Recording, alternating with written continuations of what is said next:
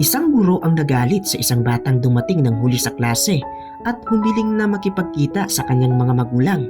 Ngunit hindi sumipot ang bata kinabukasan at dumating lamang ang kanyang lola na nagsabing siya ay may sakit. Hindi na kumbinsi rito ang guro kaya nagpasya siyang magtungo sa bahay ng bata nang hindi inaasahan.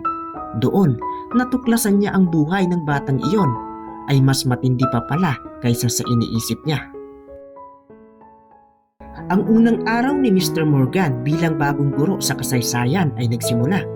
Pumasok siya sa silid-aralan sa 7 baitang, handang magpakitang gilas sa kanyang unang talakayan sa klase. Nang biglang may bumukas sa pinto ilang minuto matapos magsimula ang aralin. May katahimikan sa klase habang ang lahat ay tumingin upang makita kung sino ang nangbulabog sa kanilang aralin. Lumakad papasok ang isang batang nakatitig sa sahig at umupo nang hindi nagsasalita o tinitingnan ang guro.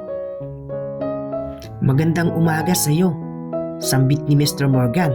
Ang kanyang boses ay mariin. "Alas 9:15 na at ikaw ay 20 minuto nang huli sa klase. Mayroon ka bang mabuting dahilan?" Ngunit ang batang iyon ay umupo lang nang walang pagtugon. "Pwede ka bang tumayo at ipakilala ang sarili mo?" dagdag ni Mr. Morgan. "Ako si Archie," sagot ng batang iyon habang tumatayo at tumingin paharap sa kanyang guro. Nagpupulas ng kanyang mga pagod na mata. Mukhang labis na magulo ang damit nito at nahihilo. Parang hindi siya nakatulog ng maayos. "Kagalang-galang na makilala ka, Archie.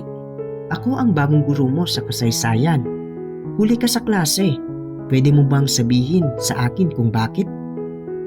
Dumating ka lang nang walang pagpapaumanhin at hindi ko papayagan ang ganoong asal." "Paumanhin po, sir.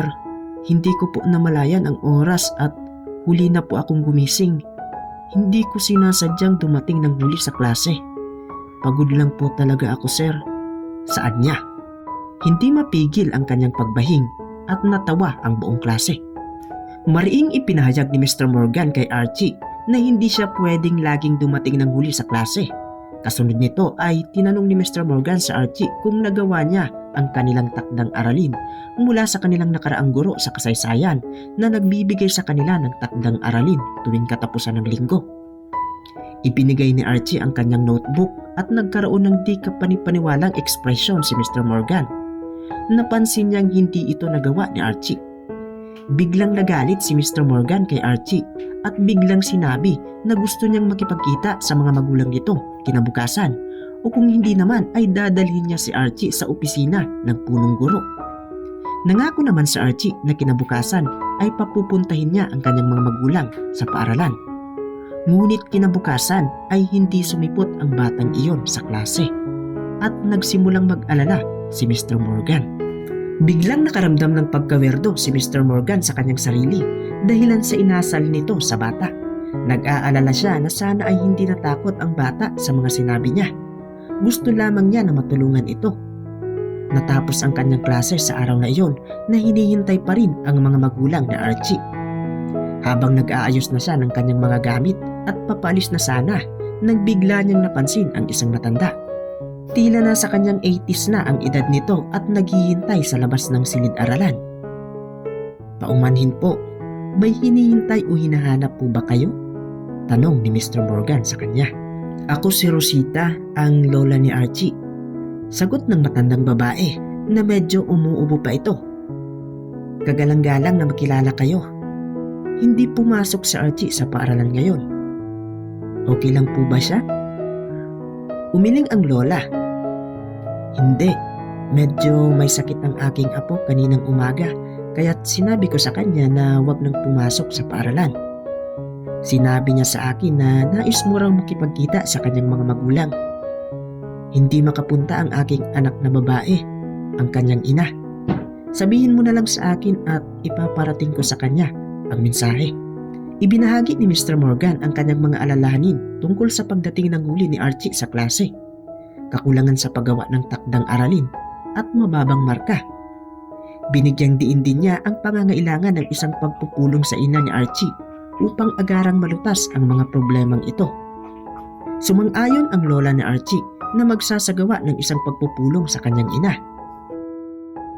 Si Mr. Morgan ay bagaman medyo nakahinga ng maluwag, ngunit nanatiling nag-aalala pa rin ito sa pag-unlad ng akademiko ng bata. Sinundan niya ng tingin ang pag-alis ng lola ni Archie mula sa paaralan at bigla itong napangisi.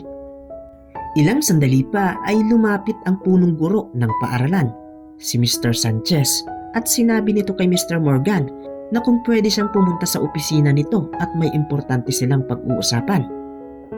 Umupo ang punong guro sa kanyang mesa sa kanyang opisina. Mr. Morgan, isang kahangahangang bata si Archie, ngunit ang kanyang sitwasyon ay komplikado. Bago ka pa lang kaya't maaaring hindi mo pa alam na pumanaw na ang kanyang ama at ang kanyang ina. Ang mga bagay na ito ay nagdulot ng epekto sa kanyang mga marka. Hindi na niya kayang magpatuloy kaya't nagpasya kaming paalisin siya sa susunod na buwan. Ikinagulat ito ni Mr. Morgan nang may pagtutol. May pinagdadaanan siya. Oo, ngunit ang pagpapaalis sa kanya ay hindi ang solusyon. Kailangan niya ng gabay, hindi ng pagtanggi. Paano kung mapadpad siya sa maling landas? Kailangan nating panatilihin ang aming mga pamantayan. Binigyan namin si Archie ng mga pagkakataon, ngunit walang pagbabago. Ang kanyang sitwasyon ay nakakaapekto sa aming mga academic statistics, sabay iling ni Mr. Sanchez. Sumubok si Mr. Morgan na makipagtalo pa, ngunit walang naging epekto. Inatasan siyang ihanda ang isang pagsusuri para sa legal na pagpapaalis sa paaralan kay Archie, ngunit maraming bumabagabag sa kanyang isipan. Nang gabing iyon ay nagmaneho siya papunta sa tahanan ni Archie, umaasa na makapagbigay ng babala sa kanya. Nang makarating na siya sa bahay nila Archie ay kumatok ito sa pintuan.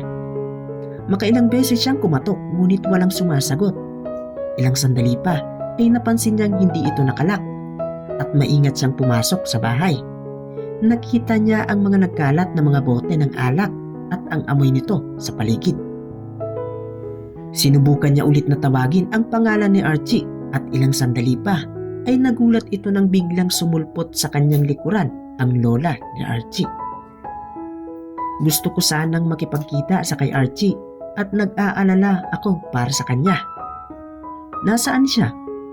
Tanong niya. Namimili siya ng gamot. Madali ang sagot ng matanda sa kanya. Ngunit nag-iikot ang kanyang mga mata sa paligid ng silid. Mag-isa? Hindi ba may sakit siya? Tanong ni Mr. Morgan. Kaya naman niya at may ginagawa ako rito. Tugon ulit ng matanda. Nagdesisyon si Mr. Morgan na babalik na lamang siya sa mga susunod na araw upang makipagkita sa bata. Ngunit paalis na sana siya at sakto naman ang pagbalik ni Archie. Kaagad na napansin ng guro ang maruming damit ng bata at may amoy ng tabako. Nagulat na nakatitig ang bata sa kanya at biglang tumakbo palayo. Sumigaw naman si Mr. Morgan sa kanya na wag tumakbo habang hinahabol ang bata. Tinatanong ni Mr. Morgan kay Archie kung ano ang nangyari. Bakit napakarumi ng damit nito? Saan ba talaga ito nanggaling at bakit amoy tabako pa ito? Hindi mapakali si Archie bago itaas ang kanyang tingin sa kanyang guro. Sir, umuwi ka na lang at wag ka nang bumalik dito. Okay lang ako, pagod lang at kailangan lang maghilamos. Pagod ka? Hindi ka pumunta sa paaralan at sabi ng lola mo ay may sakit ka. Alam kong may tinatago ka. Sabihin mo sa akin, maaari akong tumulong. Pakiusap ni Mr. Morgan. Muling nakiusap si Archie na umalis ngunit hindi pumayag si Mr. Morgan. Archie, plano ng punong guro na palayasin ka. Hindi ko papayagan na mangyari iyon. Ngunit kailangan mong sabihin sa akin kung ano ang nangyayari. Bakit hindi ka pumunta sa paaralan? Ang bata ay nag-aatubili, ngunit nakumbinsi din ito na ikwento sa guro ang mga pangyayari sa buhay niya na agad nakaramdam si Mr. Morgan ng habag dito. Kwento ni Archie ay pagkatapos mamatay ng tatay niya ay humiram ng pera ang nanay niya sa masasamang tao. Nagtrabaho siya sa isang iligal na pabrika ng sigarilyo at nagsimulang uminom. Kalaunan ay naging lasenggera ang nanay nito at hindi na sila naaasikaso na magkakapatid hanggang sa mamatay din ang ina nito. Bilang kabayaran sa pagkakautang ng ina nito ay nagtatrabaho rin siya ng part-time sa pabrika, pag-amin ng bata ng nakayuko. Dagdag pa niya ay simula noon ay ang lola na niya ang nag-aalaga sa kanilang magkakapatid, ngunit hirap din ito dahil sa matanda na ito. Dagdag pa niya, masyado kang bata para dito. Masama ito sa iyong kalusugan. Hindi ba't ito'y masamang desisyon? Saad ni Mr. Morgan. Hindi ba't gagawin mo rin ito para sa iyong ina? Sagot naman ni Archie.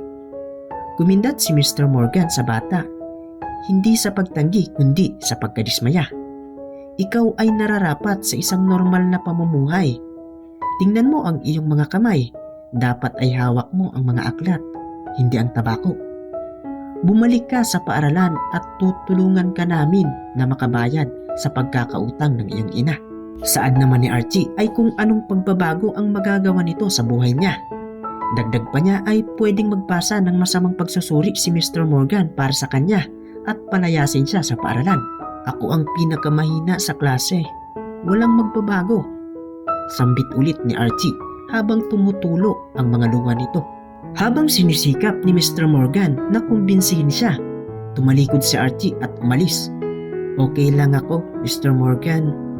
Kailangan kong magluto para sa mga kapatid ko. Ang sabaw ni Lola ay nakakasuka. Paano kung palitan natin ang pwesto? Ako ang magluluto ng hapunan habang ikaw ay gagawa ng iyong takdang aralin. Maaari ka pa rin magtrabaho, ngunit pagdating mo sa bahay ay magtuon ka sa iyong pag-aaral. Iminungkahi ni Mr. Morgan. Kung gusto mong masunog ang iyong mga daliri sa aming kusina, sige lang. Sambit ni Archie nang nakayuko. Si Mr. Morgan ang nagluto para sa pamilya ni Archie upang matulungan ang bata na magtuon sa kanyang pag-aaral. Naging isang routine din niya ito. Minsan siya ay pumupunta sa pabrika upang bigyan ng pagkakataon sa Archie na maghabol sa kanyang takdang aralin. Nag-uusap sila habang sila ay nagtatrabaho at nag-aaral na bumuo ng malapit na ugnayan na parehong hindi nila inaasahan. Isang buwan ang lumipas. Umunlad ang mga marka ni Archie at huling pinag-isipan ng punong guro ang pagpapalayas. Salamat, Mr. Morgan. Hindi ko ito magagawa kung wala ka. Sabi ni Archie, halos maiiyak sa kanyang mga salita. Hindi, Archie. Ito ay dahil sa iyong sipag. Sagot ni Mr. Morgan na labis na natutuwa. Habang sila ay nag-aayos para sa hapunan, isang katok ang nagpahinto sa kanila. Binuksan ni Archie ang pinto at sa pagbukas niya ng pinto ay may dalawang babae na nagpakilala sa kanila na mga social worker mula sa Child Protective Services. Pwede ba kaming pumasok at makipagkilala sa iyong tagapangalaga? Ang tanong nila. Pumasok sila bago pa makapag-react ang bata. Patawad, ngunit kailangan naming kunin kayo at ang iyong mga kapatid sa pansamantalang tahanan hanggang sa makahanap kami ng mas mag-aaruga sa inyo at magbibigay ng magandang buhay. Paliwanag ng isa. Ngunit pasigaw na tumutol rito si Archie. Ngunit di naglaon ay nagawa nilang isama sila Archie at ang mga kapatid nito. Napatayo naman sa isang sulok si Mr. Morgan na nakabuntong hininga at pilit na pinipigil ang pagbuhos ng mga luha sa mga mata nito. Ngunit inisip na lamang ni Mr. Morgan na magiging maayos na ang buhay nila Archie. Si Archie naman ay naniwala na ang lahat ng ito ay dahil sa kagagawan ng punong guro sa kanilang paaralan. Siya ang tanging kontrabida sa buhay niya na nagnanais na palayasin siya sa anumang oras. Kaya nagsimulang magtaglay si Archie ng malalim na sama ng loob rito. Ngunit ito ay nawala nang sila ay ampunin ng mag-asawang ninanais na magkaanak. Pinag-aral si Archie ng mga ito at ang kanyang mga kapatid. Dagdag pa rito ay kinuha na rin ng mag-asawa ang kanilang lola na tumira sa bahay ng mag-asawang umampon sa kanila upang makasama ito ng mga apo niya. Inalagaan at minahal ng mag-asawa sila Archie na parang mga tunay na anak. Hanggang sa nakapagtapos si Archie sa kolehiyo sa kursong gusto niya, ang maging isang guro.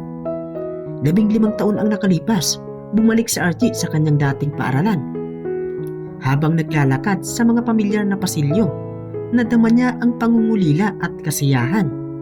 May pamilyar na boses na narinig siya mula sa isang sulok ng paaralan na nagpahinto sa kanya. Tumingin si Archie at nagtungo sa opisina ng punong guro. Subalit natuklasan niya na ang kanyang dating guro sa kasaysayan na si Mr. Morgan ang pumalit kay Mr. Sanchez. Ikaw ba ang bagong guro sa Ingles? Tanong ni Mr. Morgan nang umingiti ng magiliw. Mr. Morgan, ako si Archie. Naaalala mo pa ba ako? Ang batang amoy tabako at hindi nagpapasa ng takdang aralin.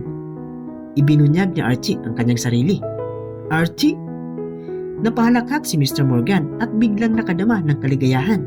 Kasabay ng pagkasabi rin ni Archie na siya nga ang bagong guro sa paaralan na iyon. Umupo sila at nag-usap tungkol sa buhay at kung ano ang nangyari pagkatapos nilang magkita.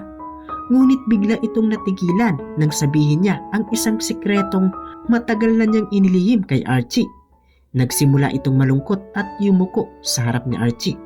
Tinawagan ko ang Child Protective Services noong araw na iyon. Nais ko lamang na magkaroon kayo ng mas magandang buhay. Pasensya na at hindi ko sinabi sa inyo. Sana ay mapatawad niyo ako. Sabi niya na may paghinga ng malalim pagkatapos. Alam ko may kakaiba. Una kong inisip na si Mr. Sanchez ang may pakala ng lahat. Ngunit napagtanto kong siya'y nag-aalala lang sa aking mga marka.